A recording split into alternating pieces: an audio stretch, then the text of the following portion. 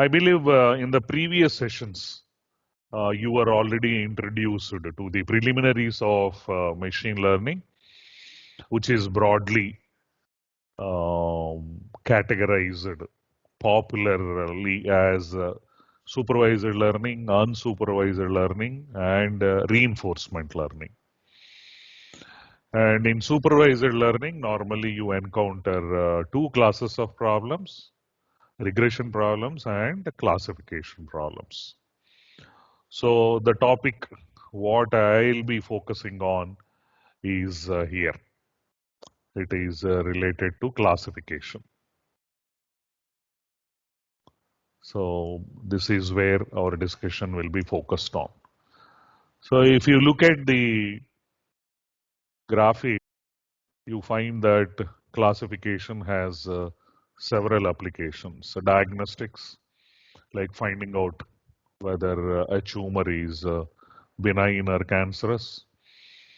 Customer retention, finding out the credit rating of classifying customers based on credit rating.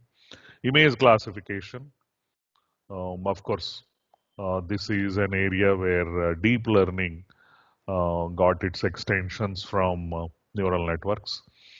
And fraud detection, and then classification problems like ham and spam detection in email.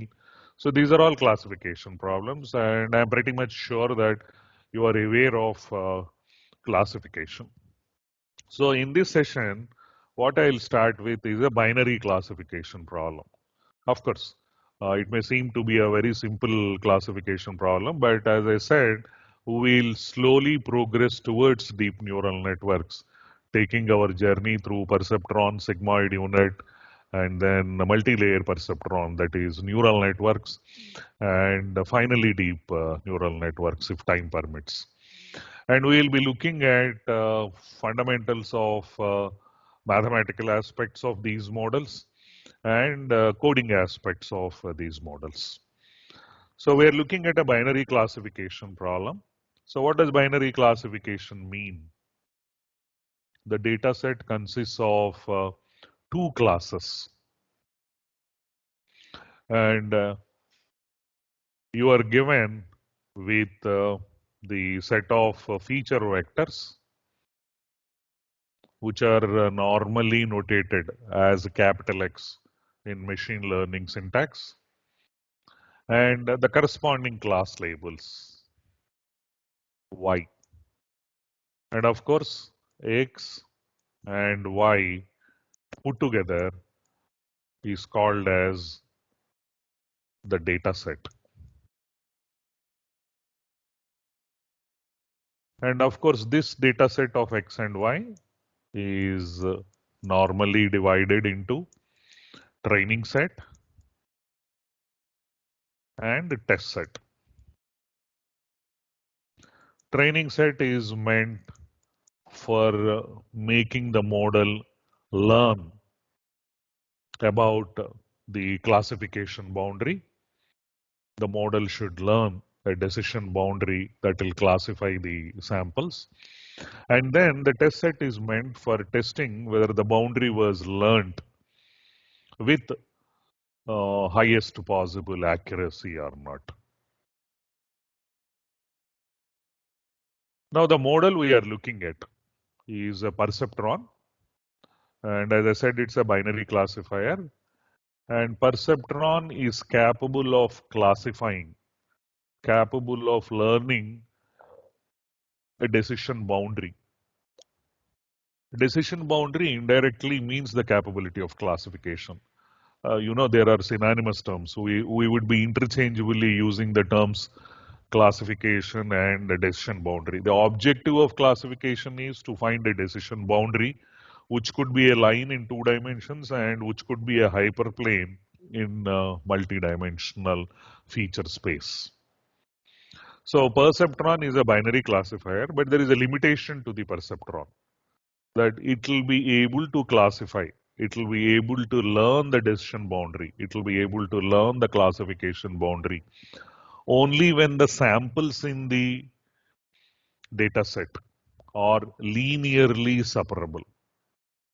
they can be separable by a straight line in 2 dimensions, so that you have one class of samples on one side of the line and another class of samples on another line, on the other side of the line. Or other way around, if you have the feature space is large, then you have a hyperplane on one side of which you have one class of samples and on the other side of which you have other class of samples. So when your samples are known to be linearly separable, then only the perceptron is capable of learning the decision boundary. Of course, the utility may seem to be very little, but the idea is not to look at the utility of the perceptron, but looking at the mathematical foundations of how a perceptron learns the classification boundary or decision boundary. And as I said, if the number of features are 2 other than x naught, I'll come back to x naught. What is x naught? Normally features are represented by mathematical symbols x1, x2, xj, xd, a d-dimensional feature space. But you have an additional feature in the context of perceptron. We refer to it as x naught. It will not be given in the data set, but we will add as an additional value for the sake of computational simplicity. So maybe you will get more clarity about x naught in short time. So when the number of features are 2, the decision boundary is a line. And I would like to familiarize you with the notation what we follow in this session and in the coming sessions. A data set looks like this. You have n number of samples. Normally, the variable I is used to indicate the number of samples. There is no hard and fast rule that one should follow this notational. This is just a simplicity of notational commonality across the machine learning community. And this is the notation borrowed from Andrew Nagy's lectures. But this is a nice notation because any other notation I have come across is vulnerable for throwing a few confusions. But I found that this notation is wholesome and very clear. So I is normally used to indicate the number of samples. And the features F1 to FD, we are looking at a d-dimensional feature space. So each feature is represented by the variable x. Because there are d number of features, obviously we use a subscript to represent the feature x1, x2, x3, xj, xd.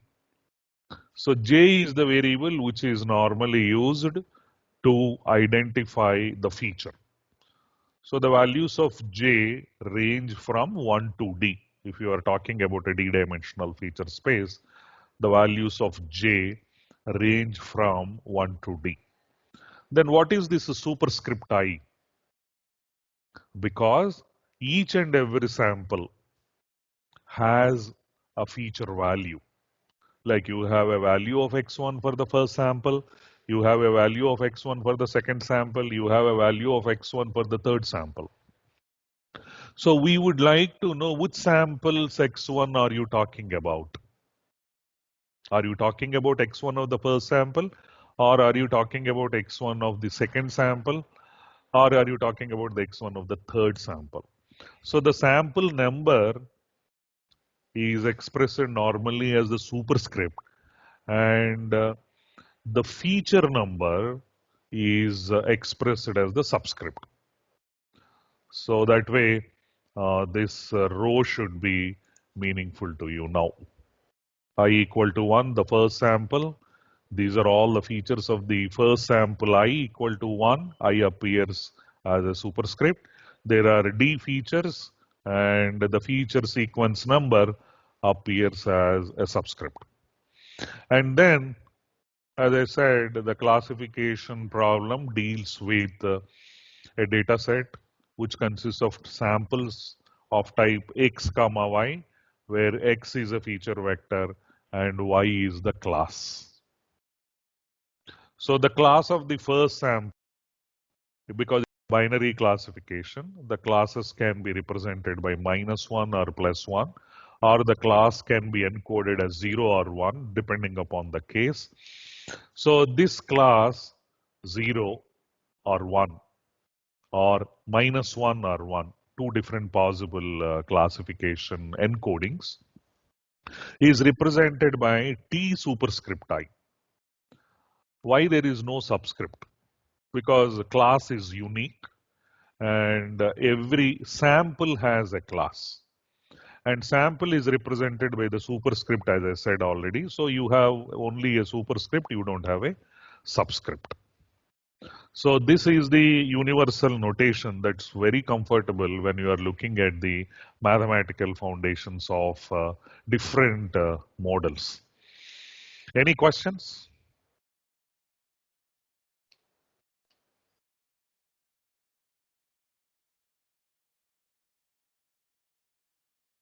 Okay. Then let's we know that we can have a application, and our discussion will be interleaved with this application.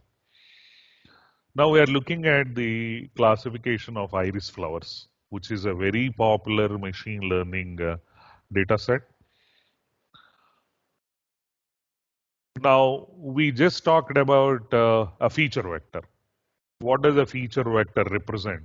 A feature vector represents the sample, the characteristics of the sample. For example, in the case of an iris flower, it can be sepal length, sepal width, petal length, and petal width.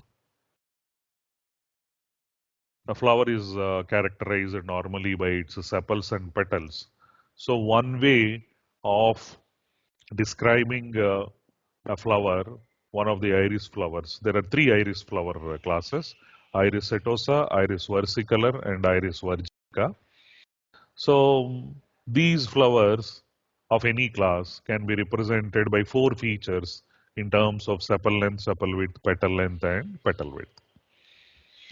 Of course, one may raise a question: is this the only way of encoding the features of this flower? It's not necessary. For example, this image itself can be encoded as a feature vector.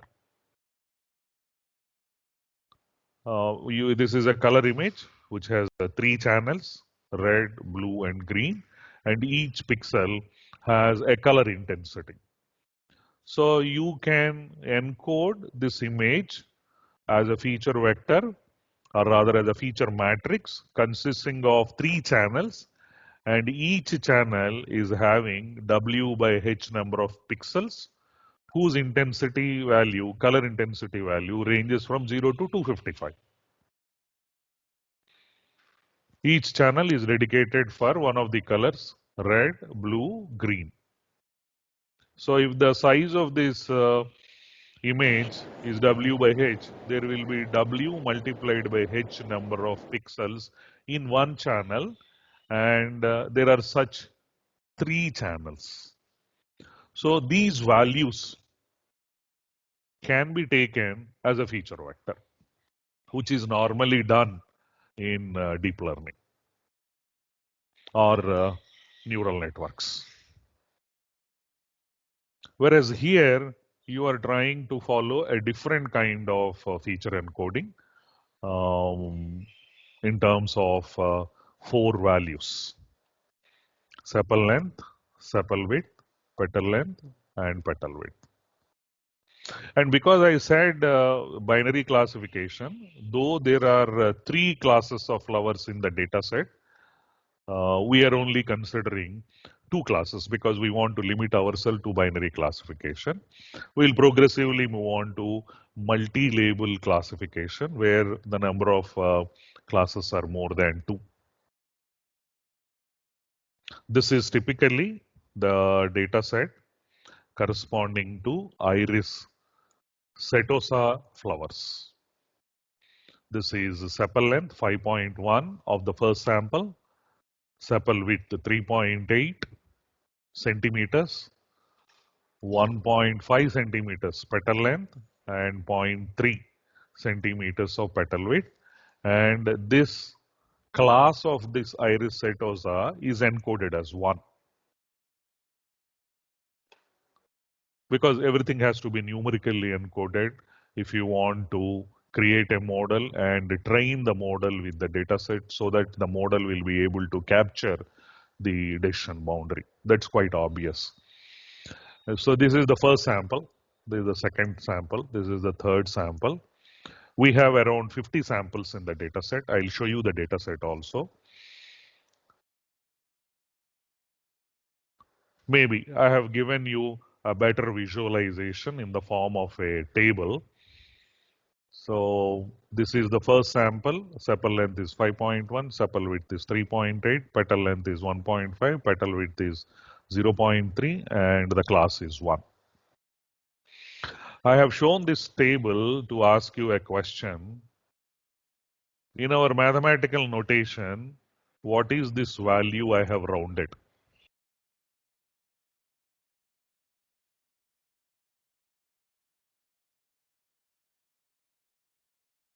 I just talked about a mathematical notation. So when you map to that mathematical notation, what is this value which I have rounded? Is my screen visible? So maybe the answer is x2 superscript 1. Why is it x2? This is the second feature value. Why is it 1? Because this is the second feature value of the first sample. Similarly, this 0.2 will be x4 of the second sample. So that's what we mean by xj superscript I, which says the jth feature of the ith sample. Of course, here we have only 4 features and then 2 classes. So this is about iris setosa. So maybe this is iris versicolor, which is designated as -1. This is the class of this is encoded as -1. 1 and -1 is typically the characteristic encoding of 2 classes in the case of perceptron. So perceptron requires that the classes be encoded as 1 and -1 because the algorithm works with 1 and -1 rather than 0 and 1. Maybe you may raise a question, sir, why can't it be 0 and 1? No, the perceptron algorithm works basically when the class labels 1 and -1. Every algorithm has some specific nuances associated with the learning algorithm, so you have to follow that. So it is -1, the second class of flowers. So I put together, we are looking at binary classification. And then instead of considering 4 features, I want to limit myself to 2 features. So I am only considering sepal length and petal length. Actually, we have 4 values for each sample of class 1 and 4 values for each sample of class -1 as well. But we are considering only sepal length and petal length. Of course, can we consider sepal length and sepal width? Yes, you are free to choose. Can I combine sepal length and petal width and proceed? Yes, you can. So you can choose any 2 features and then see how well you can classify based on these 2 features because you will be training the model with the feature vectors. So it depends on how good the features are amenable for classification because the feature should be amenable for classification and correct classification with great accuracy. And I consider only 2 values for the reason that I want to show you the decision boundary visually. because when there are only two features, so I can plot the samples. This is sepal length and this is the petal length. So because every flower can be represented as a point in two-dimensional plane. So probably these are iris setosa and maybe iris versicolor are here, depending upon their values. So I can plot each flower as a point in the two-dimensional space because I am considering only two features of each sample. So if these are setosa flowers and these are versicolor flowers, I find that this should be the Dacian boundary. So all the samples on this side of the line are setosa and all the samples on this side of the line are versicolor. So I can show this line, or probably we can draw the line whether we got a good Dacian boundary. This is the Dacian boundary. So you will be able to practically see the Dacian boundary, visualize the Dacian boundary with your eyes, which will give us the confidence of understanding. So that is the reason why I have taken two features. But otherwise, you can take all the four features, but visualization of four features beyond three features is not possible on a two-dimensional space, which is available to us normally for plotting. Now, what is a perceptron model? Because every model has a principle of working. So a perceptron consists of an unit. It can be thought of as a unit which combines two functions. The first function is a summation function. And the second function is a thresholding function. It's thresholding. So what does it sum? What does it threshold? And how is it related to classification? A perceptron is a binary classifier. Now let's see how does it calculate the class of a given sample. Because what should be the objective of a classifier? The classifier will be fed with the features. In our case, it is sepal length and petal length, two features. So these two features are input and the perceptron should output the value of -1 or 1. Because we have samples corresponding to 1 and -1 and their corresponding feature vectors. So if you take any sample, it should be either 1 or -1 and it should have two values in the form of sepal length and petal length. So I'll input these two values and I should get either 1 or -1. So how does it achieve? How does it work so that the output will be 1 and -1 and the input will be the feature values? If you look at the diagram, you have multiple arrays, or rather multiple lines flowing into the perceptron, or multiple edges flowing into the perceptron. Each edge carries a weight, W0, W1, W2, and finally WD. We have only D features. So we have X1, X2, X3, and XD as the feature values input to these edges. So we have D edges corresponding to D feature values, and these edges also carry some weights. Then what is this D plus 1th edge? This D plus 1th edge is the bias value. So this bias W0 is the one which determines normally whether the perceptron should fire and give a value of 1 or -1. And because we would like to calculate the sum is calculated as the feature value multiplied by the weight carried by the edge to which the feature is input.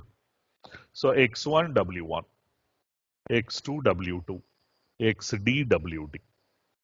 So each feature fed to an edge is multiplied by the weight corresponding to that edge.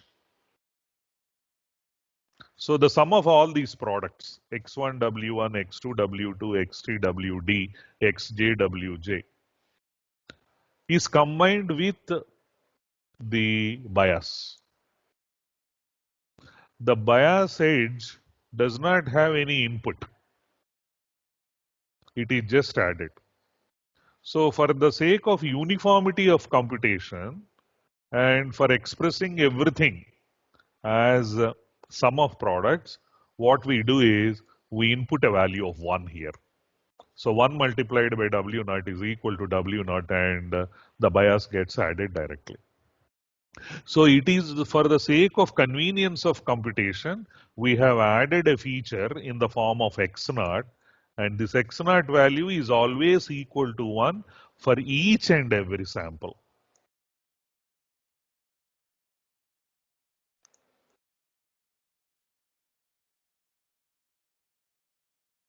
For every sample, the value of X naught equal to 1.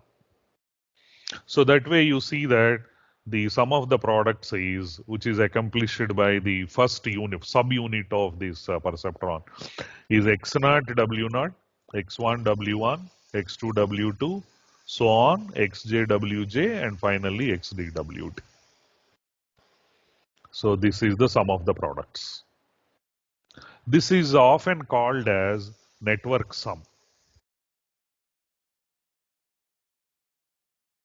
because this is a network, edges, and the edges having weights and having some input values can be visualized as a network.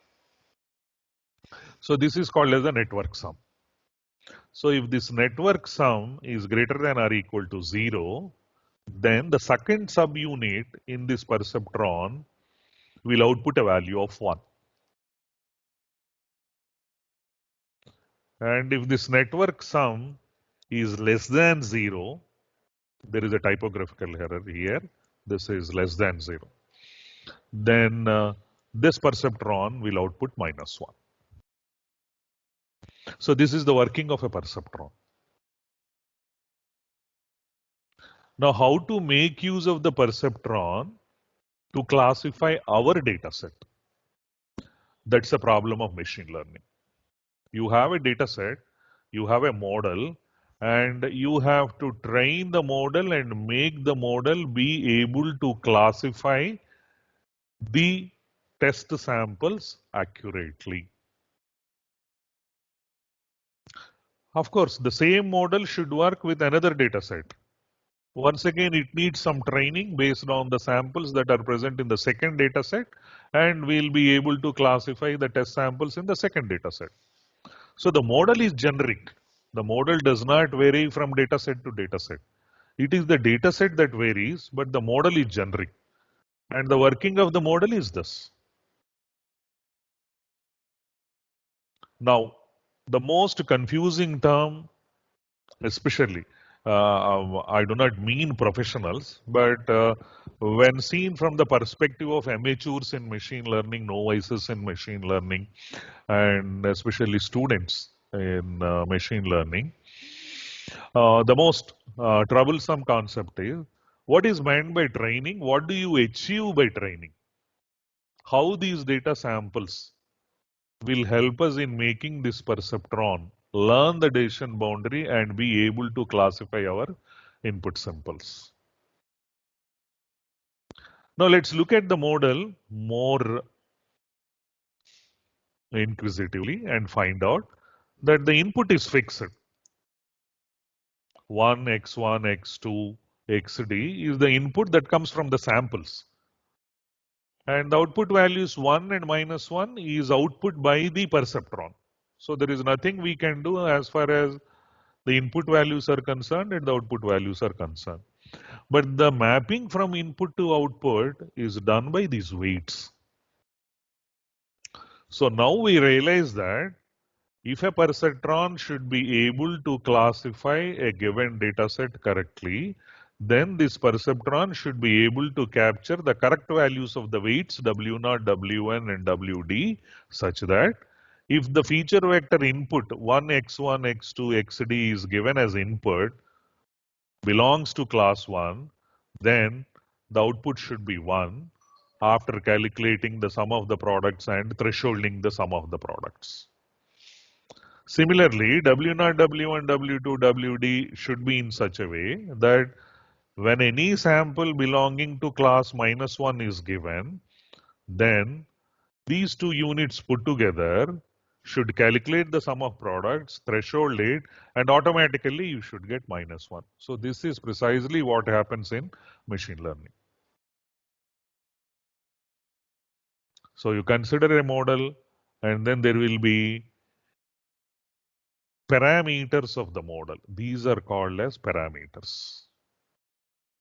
These are often called as model parameters. Every model is defined by a set of parameters. So if you can learn the model parameters, then you say that the model is trained. This is a very broad spectrum of terminology. On one side, you say training. On another side, you say calculating parameters, calculating weights, learning the weights, learning the parameters. But all of them mean one and the same. It's only a broad spectrum of terminology, but the meaning is very simple. The working of a model involves some parameters. Parameters are inherent characteristics, inherent attributes, inherent values. So if you can find out the values of these parameters, then any sample is input, you should get the correct output value. And the purpose of training is to be able to find the correct values of W0, W1, W2, WD. This act is described as estimation of model parameters, learning of model parameters, training of the model. So all this jargon means one and the same. Any questions? I'll go ahead.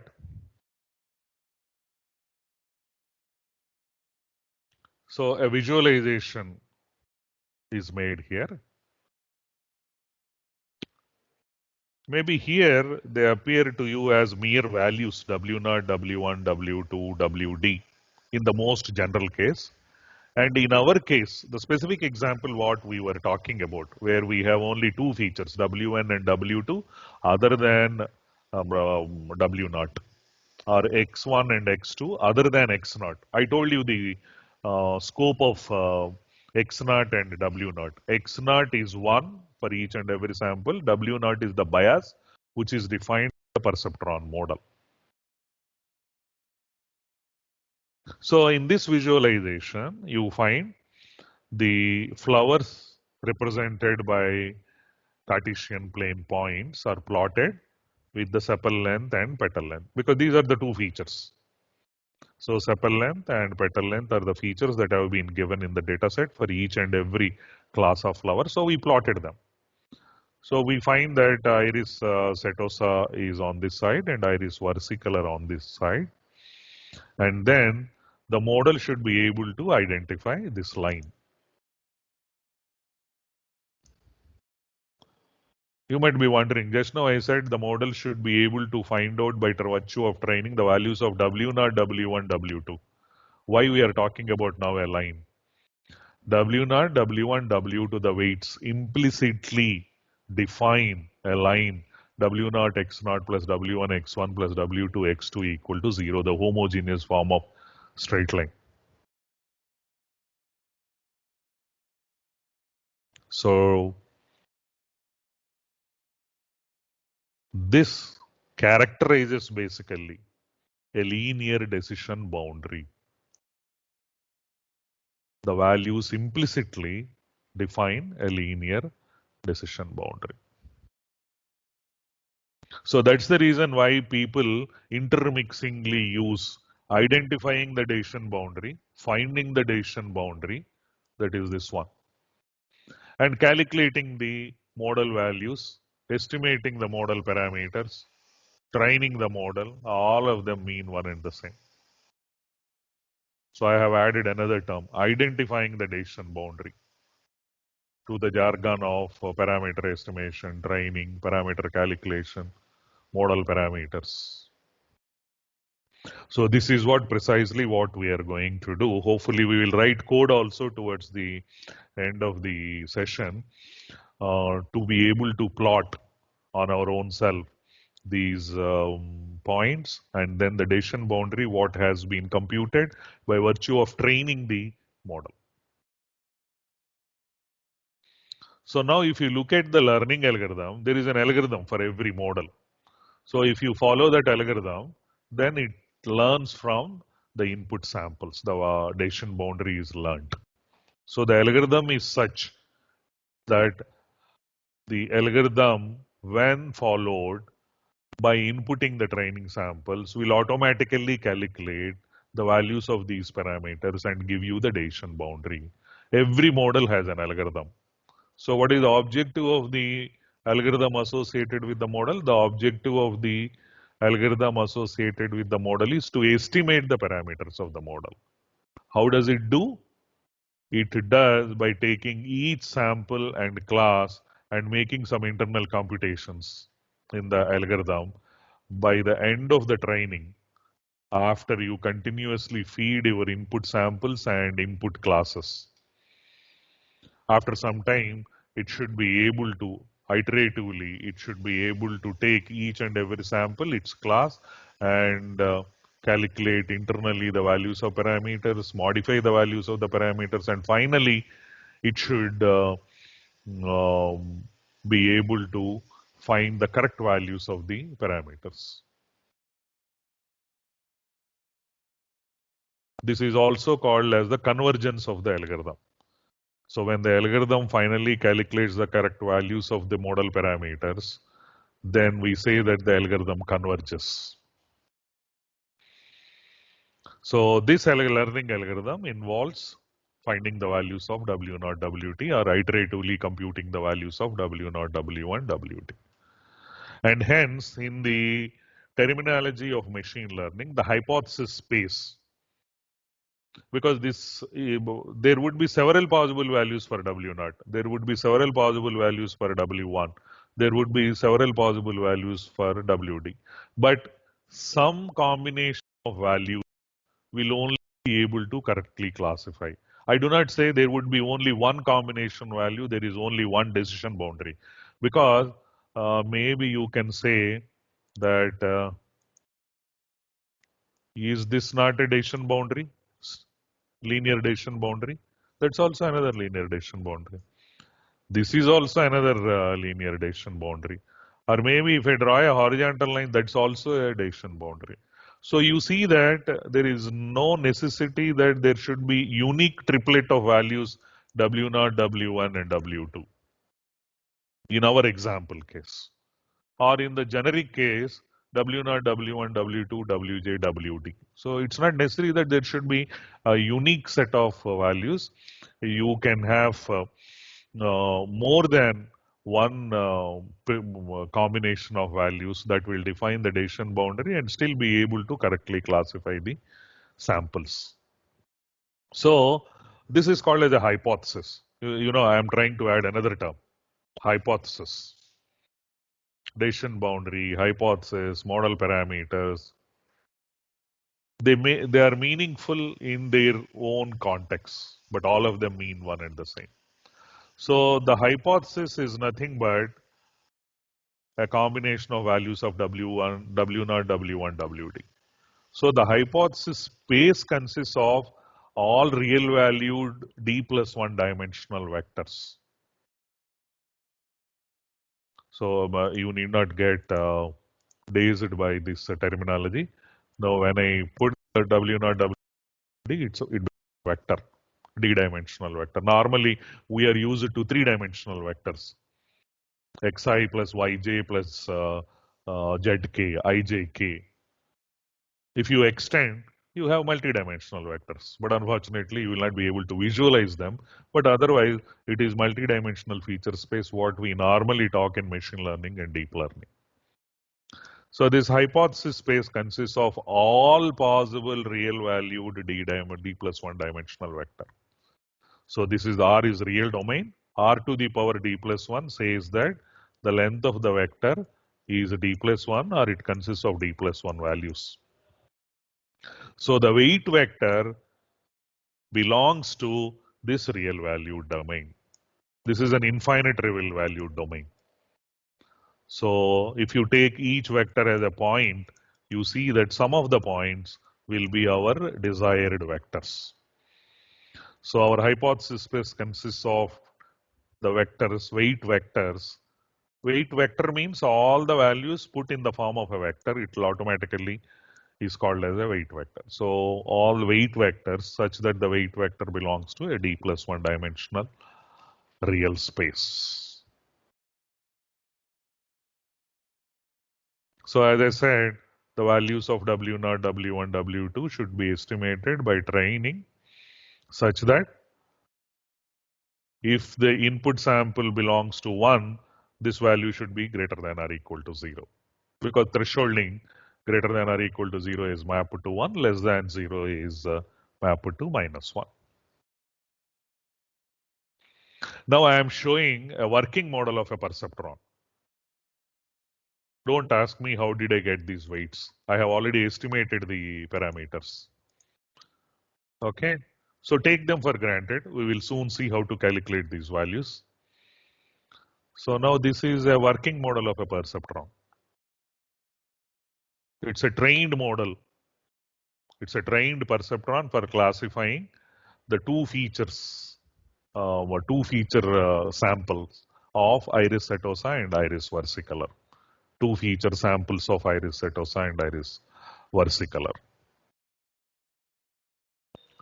So the W0 is minus 0.85, W1 is minus 0.25, W3 is 0.75. So if I write them in the form of a vector, it will be minus 0.85, comma, minus 0.25, comma, 0.75 mathematically. This is a vector. See whether this perceptron is able to classify our samples, two-featured samples of iris setosa and iris versicolor. Let me take this value, sepal length. Sepal length is x1 and petal length is x2. So the values seem to be 5 and maybe 1.2. So let's see. 5 into minus 0.25. So 0.25 is 1 by 4. So you see that it is 1.25 minus 1.25 plus 1 into 0.75. So minus 1.25 plus 0.75 or 1 because it is 1.2. Maybe I can consider it as 1. 25 plus is minus 0.25. And minus 0.25 and minus 0.85 is almost minus 1.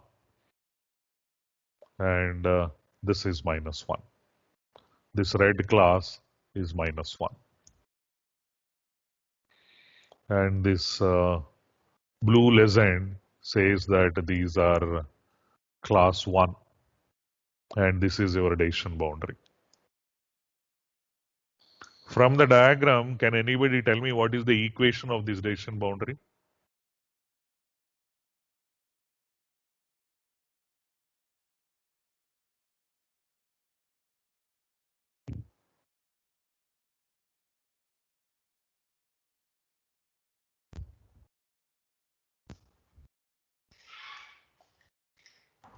Is that a linear regression, sir?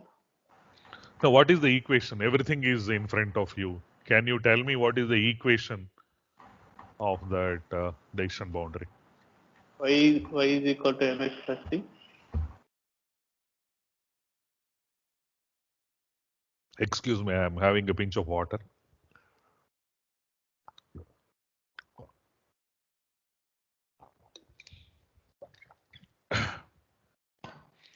Yes, sir. Now, let's come back. Somebody said linear regression. We are not talking about regression. We are talking about classification.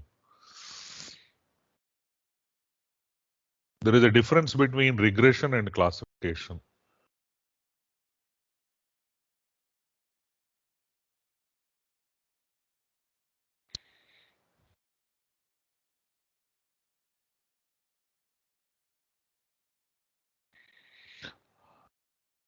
So can anybody tell me what is the equation of this decision boundary? How do you mathematically express this decision boundary? Is everything is here in front of you. The clue is there on the slide itself.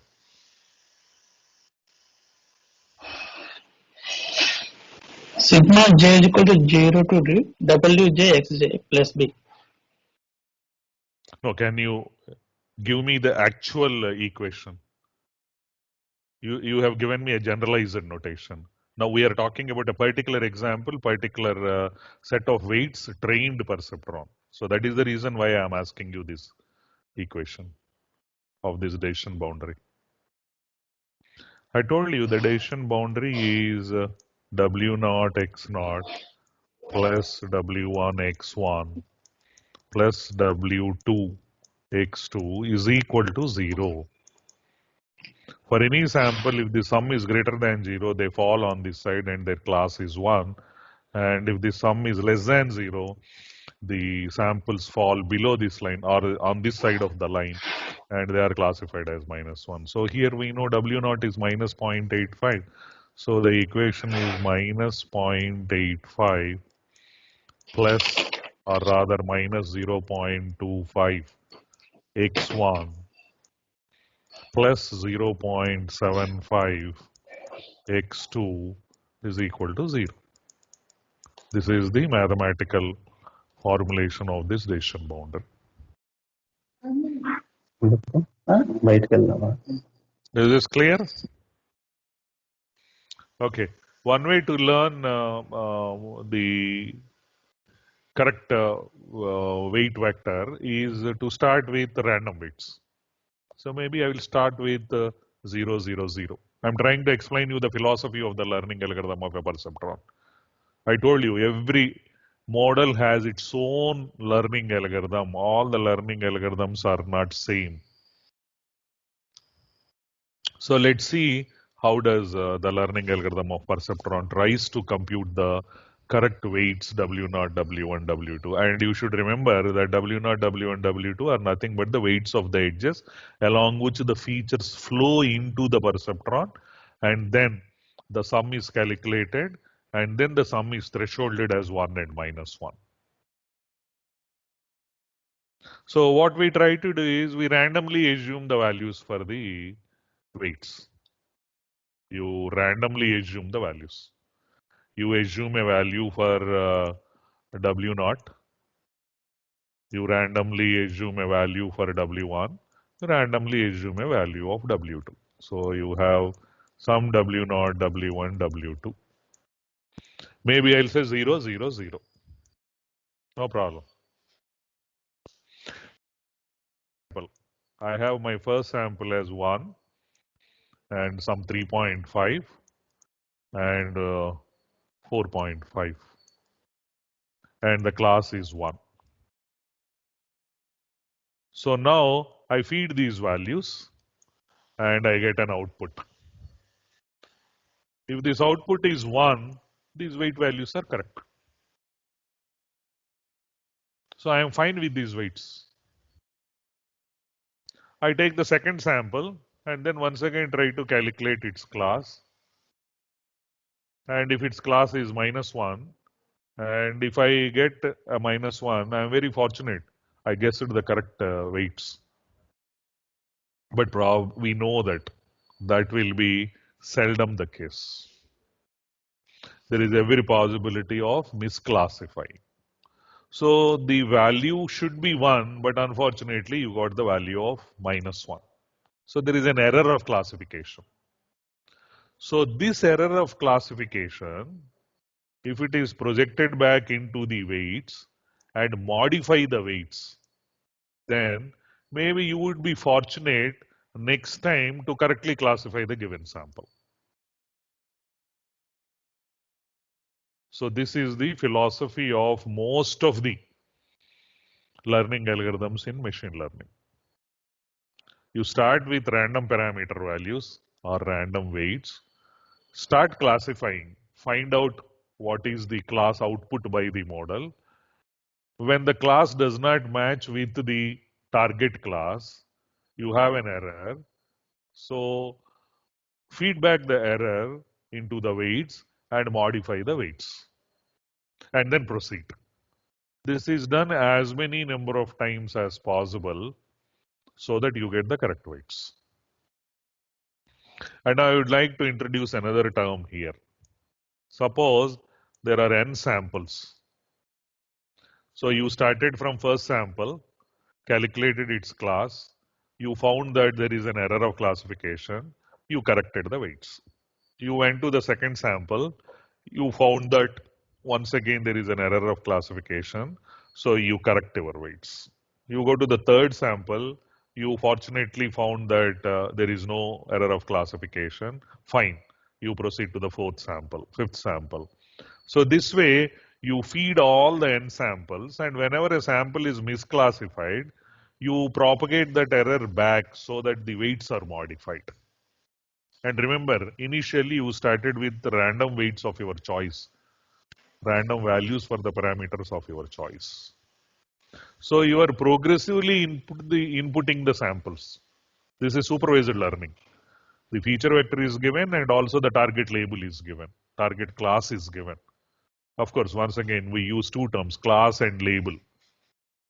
They are interchangeably used, but ultimately they mean the class. So you iteratively start from the first sample till the last sample, feed the sample parameters, sample features, and then calculate the class.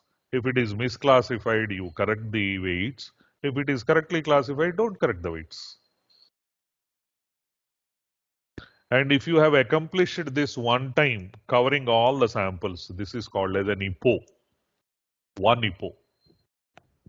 This is another term commonly encountered in machine learning, IPO. IPO is submission of all the samples one time to the model and try to modify your parameters, estimate your parameters, calculate your parameters. And don't think that with one IPO, you will be able to find the correct parameters of the model. So you keep on repeating this several times and you perform several IPO, then finally you should be able to estimate the model parameters correctly. So is it clear what is meant by an IPO?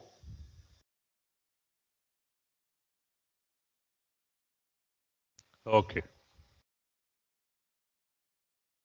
Now iteratively apply the perceptron. Each training sample is fed each training example and modify the perceptron weights whenever it misclassifies an example. So it seems to be a very intuitive and simple idea. I do not know the parameters, I do not know the weight, so I randomly choose some weights. I give because it is supervised learning. I have been given lot of samples and their classes, so the knowledge is given to me. So I feed each sample, calculate the class. There is a very possibility that it will be misclassified because I have randomly chosen the weights. Then I feed back the error and then correct my weights slightly. So the essence of the algorithm now should be understood as the discipline with which you correct your weights, the philosophy with which you correct your weights, the mathematical expression with which you correct your weights after you find that a particular training sample is misclassified by your existing weights. And as I said, this process is repeated again and again and again for the set of samples being submitted multiple number of times, where IPO is completion of the set of submission of the set of samples once. So I'll show you now the algorithm. The algorithm says that you modify the weights. The weight is to the perceptron learning algorithm says that modify the weight Wj. There are multiple weights corresponding to each feature. You have W0, you have W1, blah, blah, blah, you have Wj, blah, blah, blah, and then Wd. So we are talking about one weight typically, so that should be applicable for all the weights. So Wj, the new Wj is the old Wj plus a change in the delta Wj, what you experience from misclassification. So your experience of misclassification, the magnitude of the misclassification determines what is this delta Wj. What is this delta Wj? Delta Wj is alpha, which is called as a learning rate, multiplied by t minus o. This is your classification error value. T is the target value, the target class, what you are supposed to get, and O is the output from the perceptron, what you got. So T could be 1 minus, O could be minus 1, which will be equal to 2. Or T could be minus 1 and O could be 1, which is equal to minus 2. So the error is either 2 or minus 2, you should realize. The error is either 2 or minus 2. Because if the target class is 1 and you got the output class as 1, the error in classification is 0. If the target class is minus 1 and you have the output value also as minus 1, then also it is 0. So if t minus o is 0, this value will be equal to 0 and there is no weight updation. So precisely you do not update your weights when the sample is correctly classified, quite obviously. And when the sample is misclassified, the amount with which you correct is a product of alpha. Alpha is a learning rate. T minus O is the error, whether it is 2 or minus 2, multiplied by xj. Please focus on this, xj. I forgot to put the subscript j, xj. What is xj? Xj is the jth feature value. What is wj? The weight corresponding to the jth feature value in the model. So we have seen here. X1, W1, X2, W2, Xj, Wj, Xd, Wd. So we see that. So we realize that the amount of updation is proportional to the feature value. Because you are not directly considering T minus O and you are trying to make some addition to the existing weight. Instead, this T minus O, the error in classification is projected onto the feature vector. So you see that the correction is always determined by the magnitude of the feature. So the error is projected onto the feature value, they are multiplied together, and these multiplied together resulting value is regularized or streamlined by a small value, alpha, called as learning rate, and then the arrived correction is added to the weight Wj.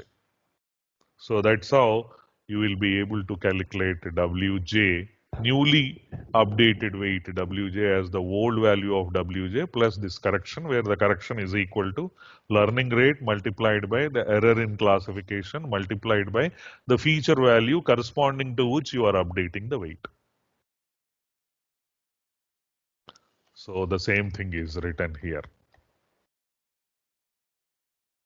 And now the algorithm is being expressed here. Initialize each Wi to some small random value until the termination condition is met. Perform as many pose as possible. From the previous explanation, what you should take this as perform number of epochs. And one epoch is submission of all the samples once. So this submission of all the samples once is to be repeated again and again till the termination condition is met. Termination condition is all the samples are classified as correctly as possible. Now what should you do each time? Each time you take a sample and then input the sample to the perceptron, compute the value of O, and for each weight Wj, all the weights are to be updated simultaneously. Update them as Wj equal to Wj plus alpha into T minus O into Xj, where T is the target class which is present in the data set. O is the class output by the perceptron. O is the class output by the perceptron. And how does the perceptron output the class? It will calculate the network sum W0 X0 plus W1 X1 plus Wj Xj plus Wd Xd. If it is greater than or equal to 0, it will output 1. If it is less than 0, it will output minus 1. So T is always 1 or minus 1 and O is always 1 or minus 1. So depending upon the case, you update the each weight. There is a for loop here because you have multiple weights, because you have multiple features. But however, in coding, what we do is we use a vector notation where we take all the weights together as a vector. So we take W0, W1. Maybe this is one vectorization what you have to learn when it comes to coding machine learning algorithms in Python or R is equal to the old weights W0, W1, W2 plus alpha. If you consider alpha as 0.01 multiplied by T minus O. T minus O can be 0 or 2 or minus 2. Let me take it as 2. Multiplied by X bar. X bar is the feature vector. What is the feature vector? 1, 3.4, comma, maybe some 6.4. See the compatibility of this equation. 3 weights on the left hand side, a 3 weight vector plus a scalar 0.01 multiplied by 2. Multiplied by this scalar results, multiplied by this vector results in another vector. So you have these 3 values combined with these 3 values and you get these 3 values. So this is precisely called as vectorization, where you calculate the multiple weights once. All the weights are calculated once and you can do away with this for loop and go by this vector equation. So you need not have a for loop for updating each and every weight. Instead, you make use of vectorization for calculating the weight vector, the parameter vector at one shot. So this is precisely what I have to tell you regarding perceptron, working of perceptron, perceptron learning algorithm. Now we are going to see the implementation of perceptron learning algorithm. I take the liberty of telling you that if you have understood this algorithm thoroughly, then you can take it granted, if I am not exaggerating, you can understand any kind of machine learning algorithm. Because every machine learning algorithm varies only in the way these weights are updated. Maybe we have the simplest possible weight updation, whereas you have the most complicated form of weight updation in a support vector machine learning algorithm. So there are only two ends of the spectrum, a simple algorithm and a very complicated algorithm for updating the weights. Nevertheless, remember that the philosophy is only to correct the weights, to continuously update your weights in supervised learning as the training samples are submitted one after another, epoch after epoch, epoch after epoch. This is precisely the concept of in general. A model, parameters of the model, estimating the model parameters, a learning algorithm, and the data set, training samples, and test samples. Any questions, my dear participants? Sir, there is a question in chat box, sir. Please. What is the difference between perceptron and backpropagation? Perceptron is a model name. Backpropagation is the way you have propagated your error back so that you update the weights.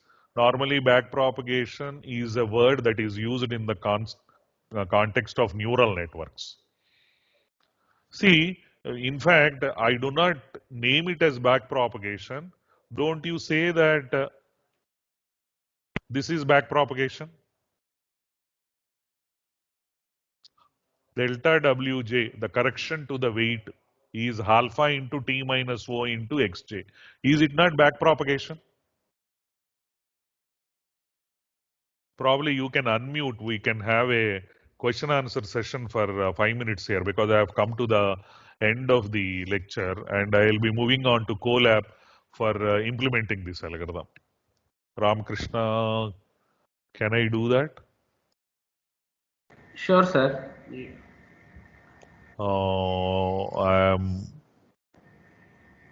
I think they were unmuted. Yeah, they're all unmuted already. They Yes, can sir. unmute and talk. Okay, my dear participant, it does not give me any joy unless you ask me some questions.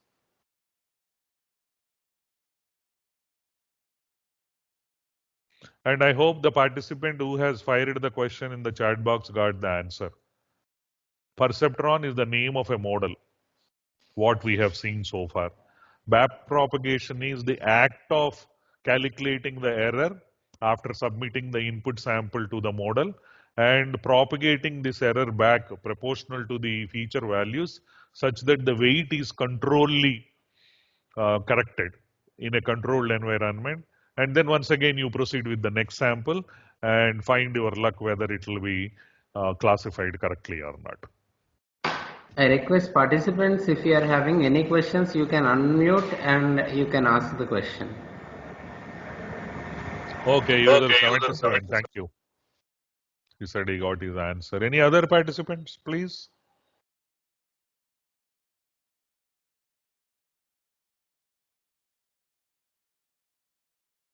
One more question, sir.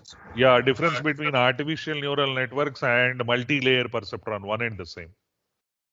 Normally, a neural network is called as a multi-layer perceptron because when you are talking about a perceptron, you have only one unit. When you have multiple units spread across multiple layers, then it will become a multi-layer perceptron, and that's nothing but a neural network. And the minor variations are in perceptron we use a threshold function that reminds you of a step function. Because it is greater than or equal to 0, it's thresholded as 1. If it is less than 0, it is thresholded as minus 1. But in multi-layer perceptron, though it is called as a perceptron, you can use different kinds of functions. In fact, I forgot to tell you, it's not only called as a thresholding function. In the context of perceptron, you call it as a thresholding function. When it matures to be a multi-layer perceptron or a neural network, it's called as an activation function. It's called as an activation function. So activation function is a matured version of thresholding in the context of multi-layer perceptron. If you can understand this principle, or unless you understand this principle and the next principle of sigmoid unit, I don't think even if you work with the neural networks, you will not have a thorough understanding of internal foundations, mathematical foundations of neural networks. That's why we are emphasizing on this. Did you get the answer? User 62, difference between artificial neural network and MLP? Good. There is another question. How can we compare with artificial neural network regarding operations? Simple. You have multiple layers with multiple number of perceptrons. So the error correction is done in that network. That network gives you several weights. Suppose if in one layer you have m neurons and in another layer you have n neurons or p neurons and q neurons, then you have p multiplied by q network edges carrying p multiplied by q weights, and all these weights are to be updated. Sir, one more question. What is hidden layers? I'll probably take up that when I come to artificial neural networks, because now here it's a single unit perceptron. So we are not talking about multiple units.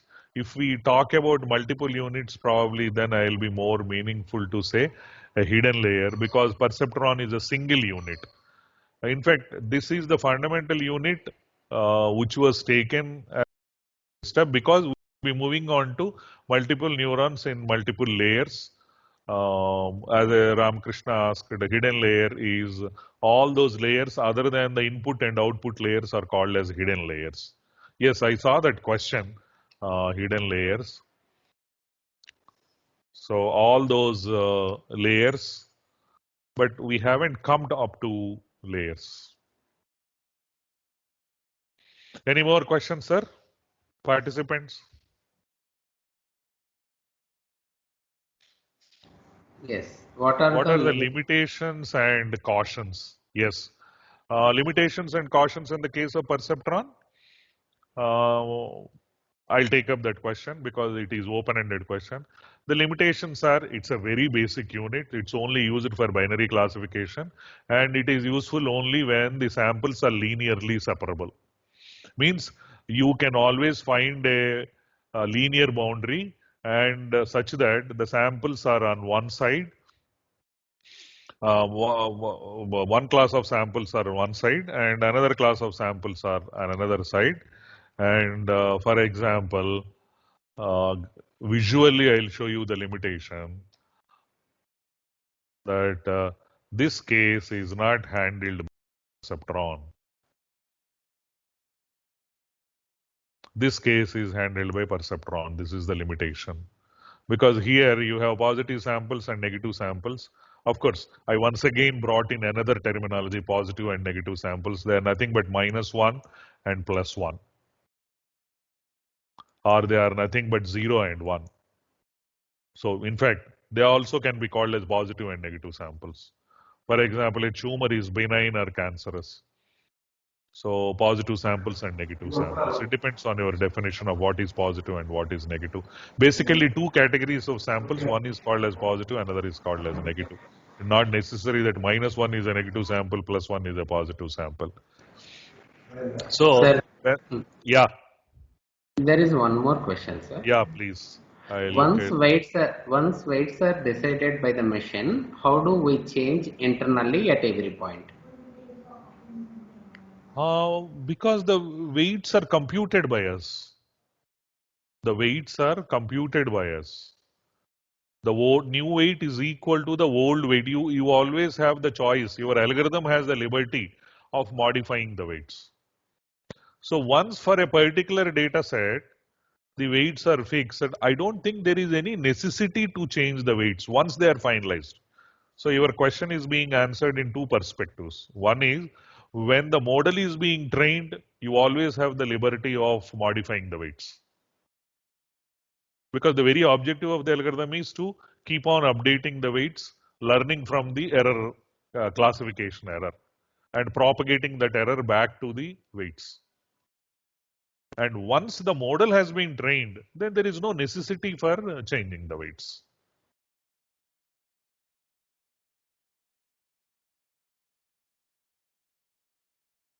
Exactly correct. It is a gradient descent algorithm. In fact, I said an algorithm. This algorithm can be a gradient descent algorithm, stochastic gradient descent algorithm, batch gradient descent algorithm, or an SVM algorithm, or a decision tree algorithm. For example, in decision tree, we don't use gradient descent. So, whatever is it, it does classification in its own sense, by calculating the weights. You are exactly correct, gradient descent, but unfortunately we haven't come up to gradient descent algorithm because Perceptron has an empirical rule that the correction is made as delta Wj is equal to alpha into t minus O into xj, or in the vector form W bar equal to W bar plus alpha into t minus O into x bar. So we are just only probably a couple of steps away from the gradient descent algorithm, but you are correct. Gradient descent algorithm takes the responsibility of updating the weights. It is a job of gradient descent algorithm to update the weights.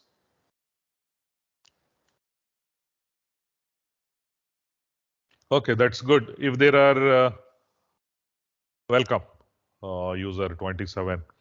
I feel bad to call by number, but anyhow, the number uniquely identifies you. That's the reason why I said. Okay, then we'll move on to this simple implementation.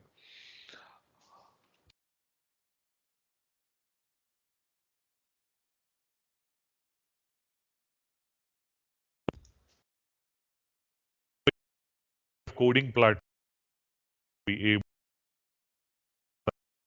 all of you know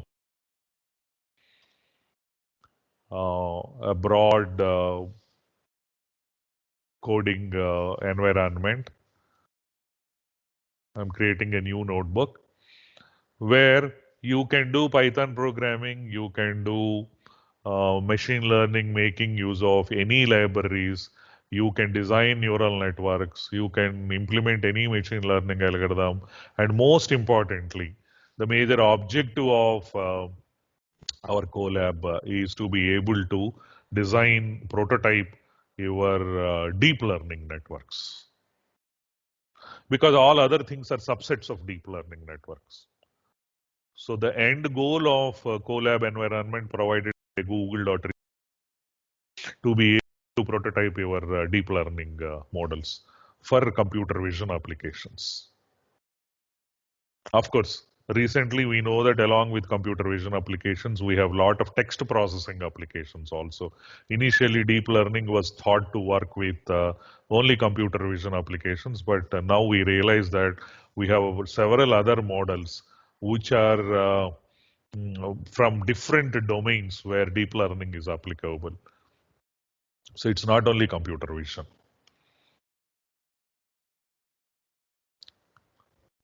So I'll go ahead with Python programming. You can do it in several other tools also. You can do it in PyTorch. You can do in Kaggle. Kaggle is another site where you have Python learning coding environment available. You have IBM Cloud where Python programming is available. There are a lot of tools available for deep learning and machine learning coding. So now I'll start coding. I expect some preliminary idea of Python. Sir, sorry Yeah, to interrupt. Sir, it yes, will be better if the font size is more increased. yeah, that's a good idea. Is that good Yes, sir. enough? Yes, sir. Yes, sir. It's very good. I think that's good enough. So I expect a basic, what do you call, acquaintance with Python and then NumPy and Pandas. If you do not have, at least this session should motivate you to start learning Python, Pandas, and NumPy, because without that, probably you cannot think of machine learning and deep learning. So import NumPy as NP and import Pandas. Pandas is for creating data frames by reading data sets from files and other data sources. Pandas is PD. And we want visualization also. So import matplotlib.pyplot as PLT. And we want to read iris data which is available in my local system on a file. So let me import an IO package also. And then let me run this cell. Those who are familiar should not be surprised. Those who are not familiar can take it as the first step for exposing yourself to Colab, Python, NumPy, and Pandas for facilitating coding of machine learning algorithms. So I'm just naming it as Perceptron. Okay, then I would like to tell you that in my system I have this iris file, iris dataset file. So this is a CSV file, comma separated values file, an Excel file saved as CSV. So there are 1, 2, 3, 4, 5, 6 columns. The first column is the ID, which we are not interested in, but these are numbered. The second column is sepal length. Third column is sepal width. Fourth column is petal length. Fifth column is petal width. And the sixth column is the species. So you will see around 50 iris setosa samples, and then 50 iris versicolor samples and 50 virginica samples, a total of 150. So my idea is to read these samples and then take the values from this file and train the perceptron so that we will be able to classify and identify the decision boundary. Okay.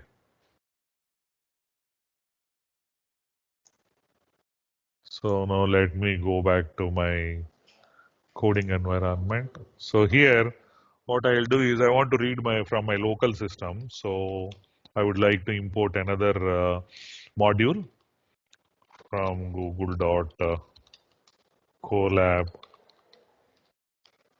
You have good intelligence available by downloading pip installing some modules.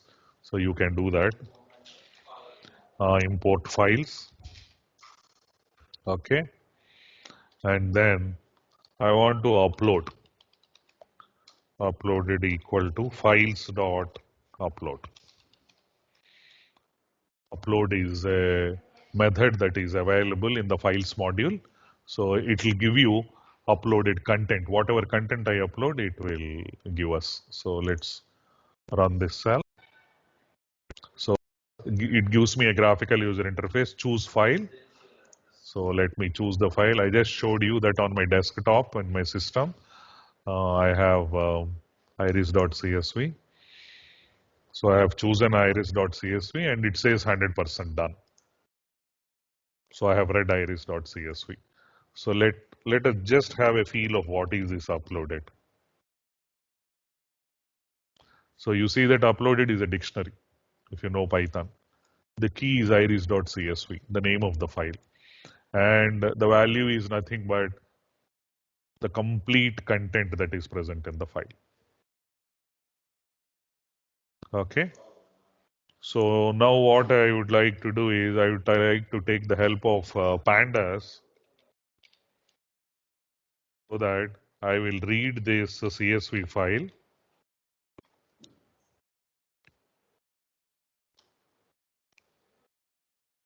But this CSV file is in the form of a dictionary. So for that, what I would like to bytes.io of uploaded is a dictionary, and this dictionary contains the key iris.csv. So I read the data into a data frame. I read I made use of the CSV method, and I read from this dictionary. Please remember that I have read from the dictionary and then asked the pandas as treat that as the content read from a CSV file, because it's actually the content read from a CSV file. And let me run this cell and then let us get a feel of what is this data. Yes, we have ID, sample length, centimeters, width. These are headings which are present in the CSV file. Petal length, petal width, and species. So you have a total of 150 rows into 6 columns. 4 features, and then 1 target class, 5, and then your ID number. So this is what we have. But unfortunately, we wanted to limit ourselves to binary classification only. So we would like to exclude the rows Iris virginica and go with Iris setosa and Iris versicolor. So what I do is I add here data 1 is I want to index this data frame with those rows where species is either Iris setosa or Iris versicolor, or expressed in other words, species is not equal to Iris virginica. So data of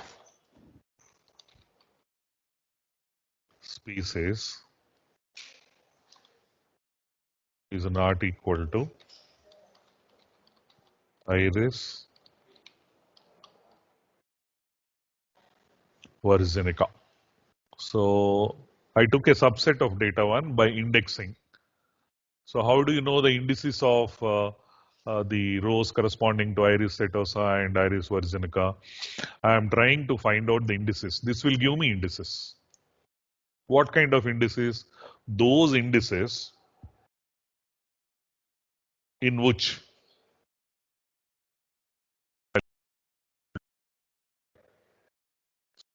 obviously give me all the indices of the rows in which the species value is Iris setosa and Iris versicolor, and maybe I can print what is data 1 so that we'll have a feel of it.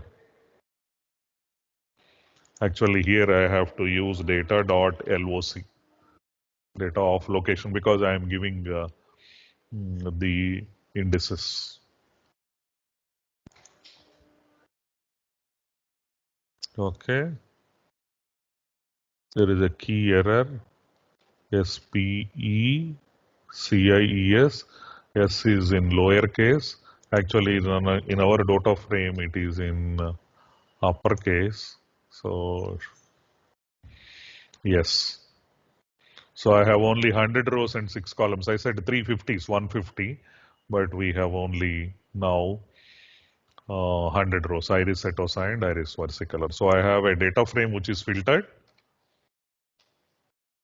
So I'm running it again so that I can do away with the output. And now from this data frame consisting of Iris setosa and Iris versicolor, I want to take the feature vectors and the target labels. So I have to define my X and Y, because if you look at our algorithm, it works with X and Y. Y is nothing but the target label T. There we referred it as T. Normally when it comes to programming and when you implement an algorithm, T normally takes the notation of Y, which is a standard coding practice. So that when somebody looks at your algorithm, capital X and small y in your code automatically indicate the feature vectors and the target labels. You can use other variables also. Nobody stops you from doing that. But normally some coding standards and coding practices which are observed by the community of machine learning are best practice, so that you will be better communicating with your fellow people in the community. I mean, machine learning community. So now let me take my X, which is the feature space, all the feature vectors. Because we are talking about feature vectors, I'll take the help of NumPy array so that each vector is represented in the form of an array consisting of 2 values. Now sepal length is at index 1 because ID is at index 0. Sepal length is 0, 1, sepal width is 2, petal length is 3, petal width is 4, and species is 5. There are 6 columns, so 0 to 5. So I would like to NP array, creating an array. Now I would like to take from data1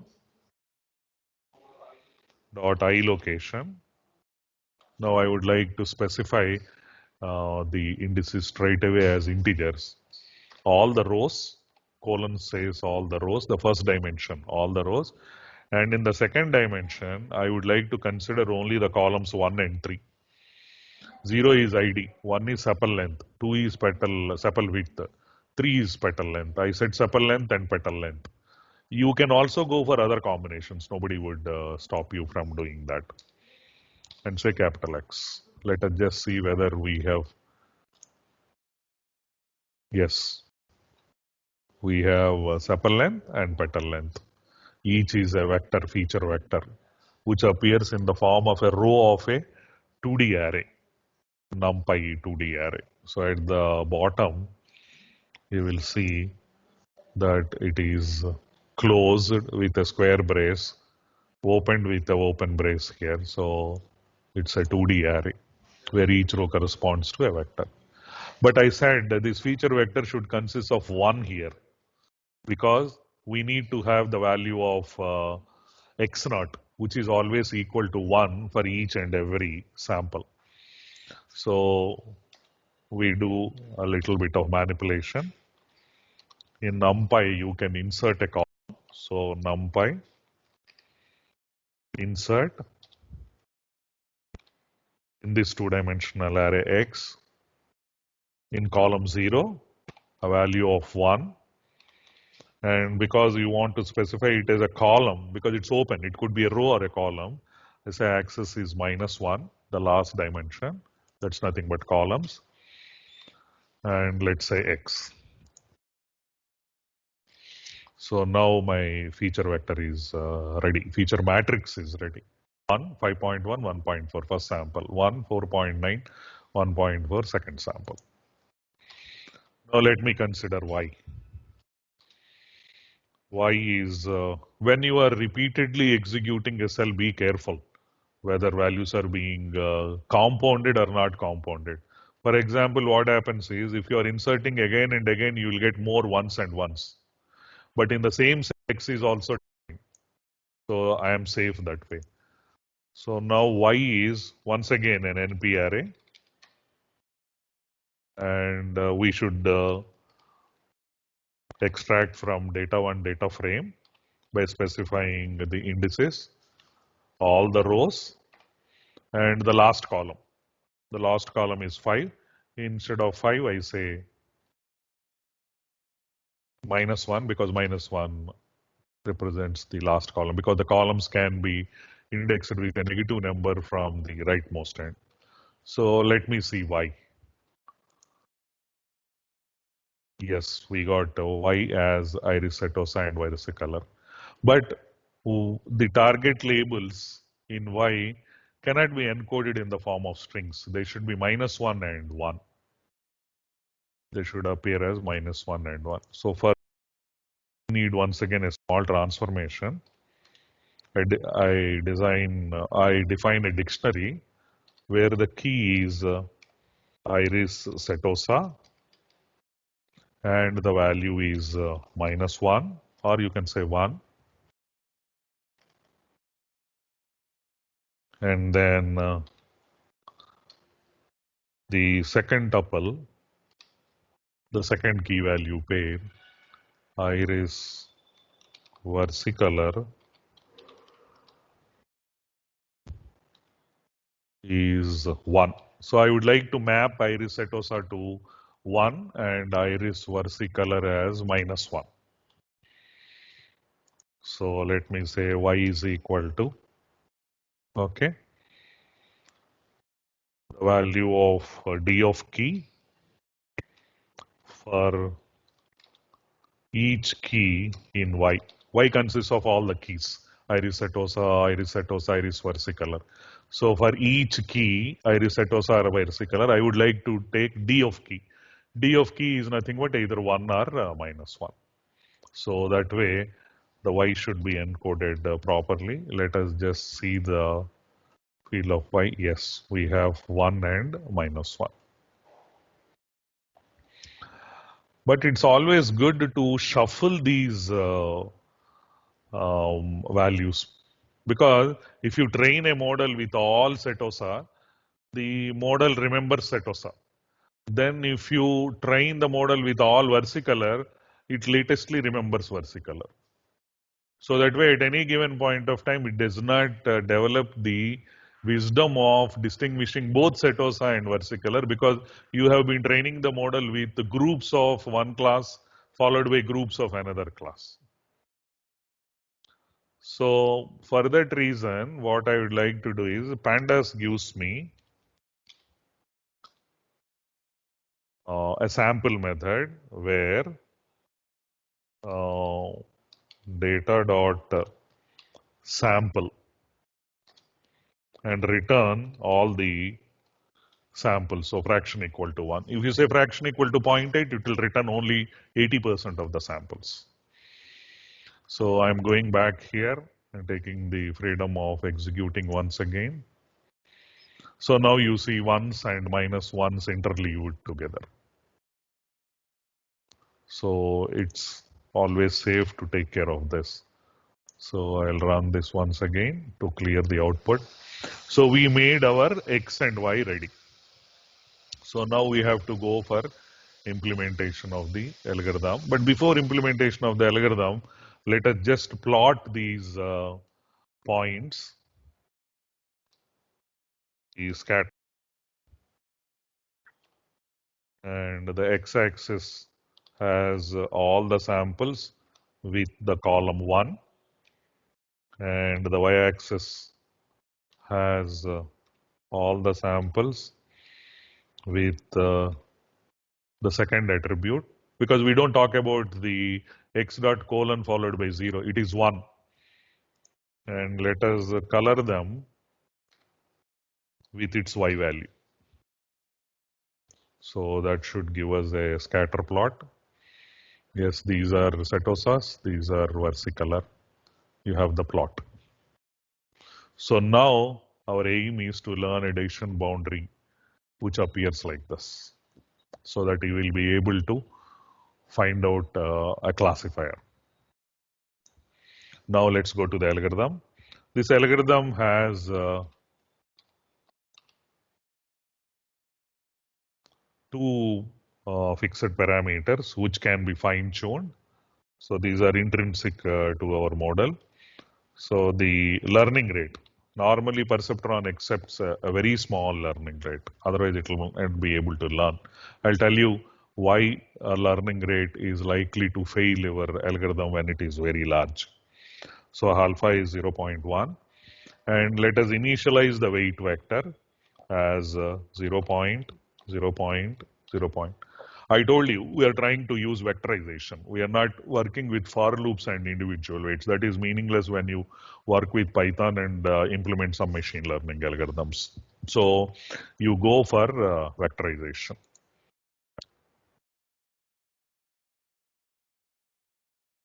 And now we would like to submit samples one after another to our Perceptron. Sir, small request from the participant that they are also doing parallelly along with you. I don't think, sir, it is very difficult to do, because they should open, in fact, I have experienced in one of the workshops, they have to open two windows, Teams window to see my code, and the Google, the browser to see the Colab environment. Okay, sir. Okay. So if they're smart enough, very good, young guys who can play with Windows and be able to see both the things simultaneously, they can do it. Yes, sir. But otherwise, for novices, it is a challenge. But still, They you were can try. In fact, they I'll feel just kept happy it if in the people can chat try. box, sir. Okay, there is a message in the chat box. Okay, Yes, let me yes. see.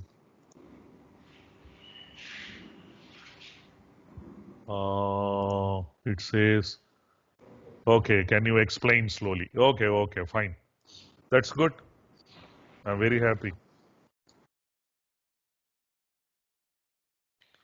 So I hope maybe this user 62, can I proceed now? Yes, sir. Yes, sir. Yeah. Okay then. I'll come back to you also for your doubts clarification session. Don't worry, I'll be available till lunch, 1 more hour. So this is my initial weight vector. See, the initial weight vector is 0, 0, 0. Now I want to take each sample and submit it to my Perceptron, calculate what is its target sample, and then compare with original target label, what it is supposed to be of, and then find out the error, project the error back to my weights, and then correct my weights. So, in fact, I would do a novel experiment.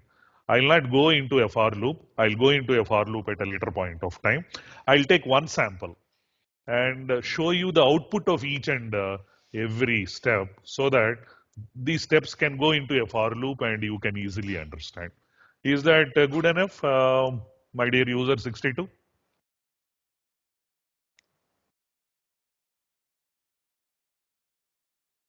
Okay, I'll do that.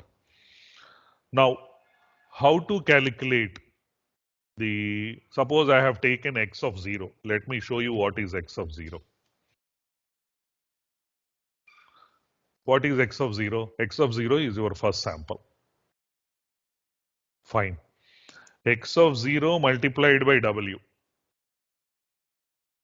What should it give you? It's a vector multiplication, dot product. So w is 0, 0, 0. So w naught x naught plus w1 x1 and w2 x2. It should give me another vector. Let me show you by executing this. X of 0 multiplied by w. I got 0, 0, 0. Or if you have any doubt, okay, let me slightly modify them as 0.1, 0.2, and 0.3. Execute this. I had an extraneous 0.2.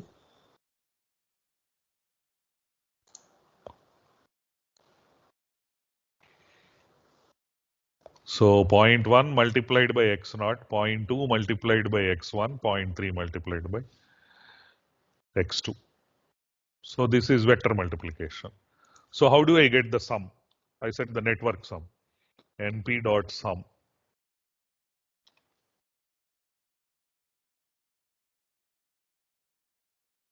See, I got the sum now.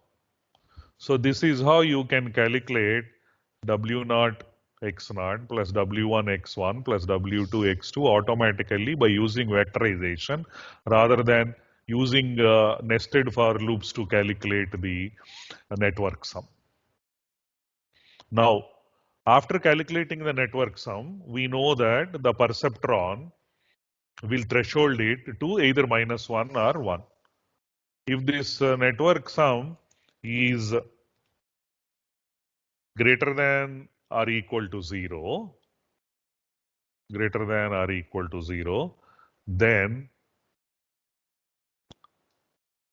the value is 1. So 1, if np dot sum of x of 0 multiplied by w is greater than or equal to 0, else it is -1. So I would like to store this in my output variable O. Is that all right? O equal to 1 if np dot sum of the dot product of the feature vector and the weight vector is greater than or equal to 0. Otherwise, it is -1. Now, where is your t? The target label is in y of 0. Because I am talking of only one sample. I have taken only the 0th sample, x of 0. And now, how should I modify my weights? The weight vector is equal to the weight vector plus alpha multiplied by T minus O multiplied by your X of 0. And let me show you the weight vector. So you have the new weight vector. I started with 0.1, I started with 0.2 and 0.3. Then I calculated what is the label output by the perceptron. Then I took the target label which is expected from the data set. And then I modified the weights as T minus O, my error in classification, multiplied by the feature vector itself. This is a scalar value. This scalar value multiplies this vector X of 0. You know what is X of 0. I am once again trying to show you X of 0. X of 0 is 1, 6.8, 4.8. So this 1, 6.8, 4.8, it is multiplied by 0.01 multiplied by T minus O. T minus O is either 2 or minus 2. Okay. So this is how all the weights are updated by vectorization in one shot, and I got these new weights. Is this clear? But this is for one sample. I have to do for all the samples. So if I want to do for all the samples, I'll replace this 0 by I. 0 by I. Can I say something? This 0 by I. Yeah, sure, ma'am. You can say. Please. Sir, I'm trying to display the value of t, but it is not appearing. No, I did not print the value of T. I'm trying to print the value of t. Maybe if I say T, I should be able to say T equal to. There could be some syntax error. Okay. Mhm. Because Okay, Colab is very noble. It will not be partial to you and partial to me. No, sir, that is definitely. Okay, I'm trying once. Okay, Okay then. Okay then. So what I have done now is instead of 0, I replaced it with a variable I, and it should be clear what is my intention. I will vary I from 0 to n, the number of samples, n minus 1, 0 to n minus 1. So for that, what I'll do is I'll put this code in a for loop for I in range, okay, length of x. Of course, if you want, you can calculate length of x a priori and use it. But the Python compiler is smart enough, it will replace constant values, constant expressions by their values. So I indented it because now this code is being kept in the for loop. Because it is being kept in the for loop, I indented it. So for I in range of length of x, for each value of I am calculating the output class by perceptron. I am taking the original class from the data set, trying to find out the difference, project it onto the feature vector, and then multiply it with a small learning rate so that my learning is under controlled environment. I will not shoot out from the space of the correct weights. And then that correction delta W is added to W. So W bar equal to W bar plus alpha into T minus O into X bar. Please remember this X bar because I have taken the whole feature vector at one shot. And can anybody tell me if this for loop is completed, how many epochs I will be completing? I will be completing one epoch. I will be completing one epoch. So let me start from here once again. Alpha equal to 0.01, W is 0.1, 0.2, 0.3, and maybe invalid syntax. I need to put a colon here. So yes, for I in range length of x. So I have learned the weights. For those who are worried about crossing over the session, I'll take just 10 more minutes to complete this session. So I have the weights. Let me get a feel of these weights. Yes, I got some weights 0.1, 0.066, minus 0.19. I do not know whether they are correct or not, but I have performed one epoch. So how do I know whether they are correct or not? Sir, there is a question from user 27. What is Yeah, the yeah, range yeah. of the learning rate value?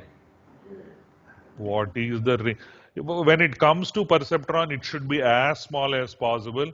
It should be near 0.01 or 0.0203, 0.5. Maybe if you give me some time, I'll come back to the learning rate subsequent to this session. But for the time being, because we have already exceeded the session, let us take the value as it is. Definitely, I'll clarify all the doubts related to learning rate. So I am proceeding. So what I do is I will copy this code once again and I will draw the scatter plot once again. And now on this scatter plot, I would like to draw the line W0 X0 plus W1 X1 plus W2 X2 equal to 0. So how do I do that? Listen to me carefully. How I am going to do is I'll take the value of X1 from 3 to 8. The value of X1 is from 3 to 8 because my X-axis is almost ranged from 4 to 3.2 7.5. So I'll take it from 3 to 8. So X1 is taken 3 to 8, 3, 3.2, 3.4, 3.3, 3.5.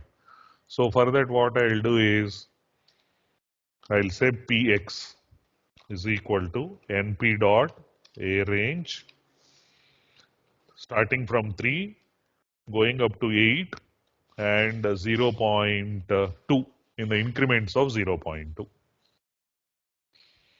So I get Px.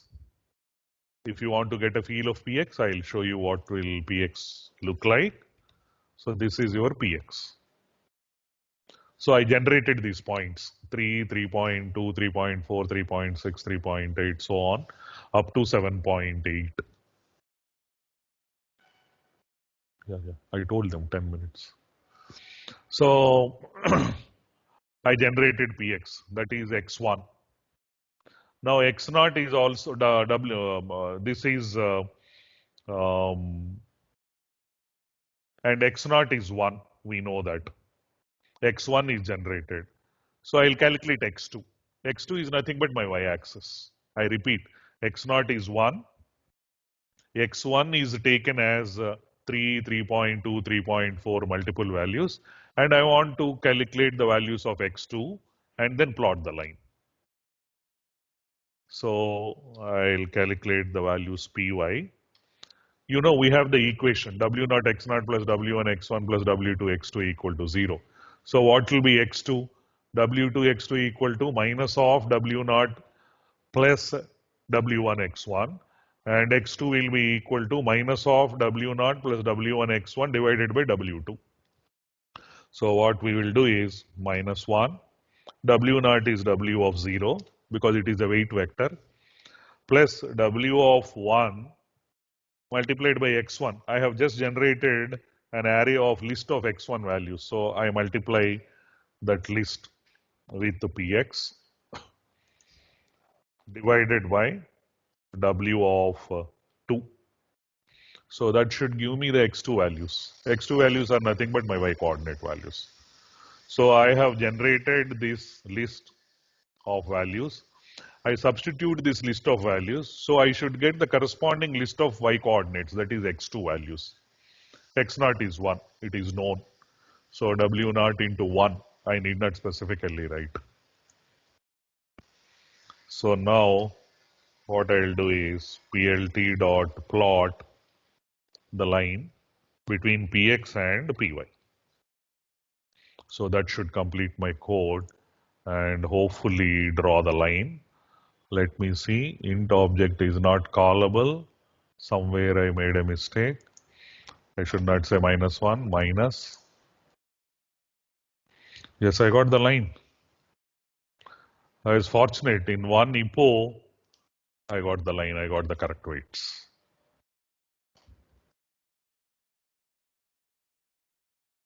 So this is the decision boundary separating these two sets of samples.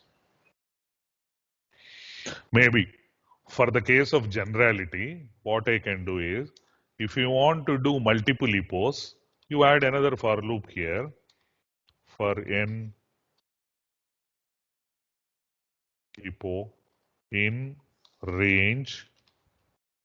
Maybe if you want to perform 50 epochs, and then you have to indent this code because this should go into the for loop.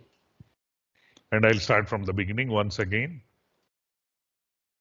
Now I'm performing 50 epochs, and then I'm drawing the line. Still, the line has been learned. Whether you perform 50 epochs or 100 epochs or 200 epochs, it should not change majorly. So that is where I end this session.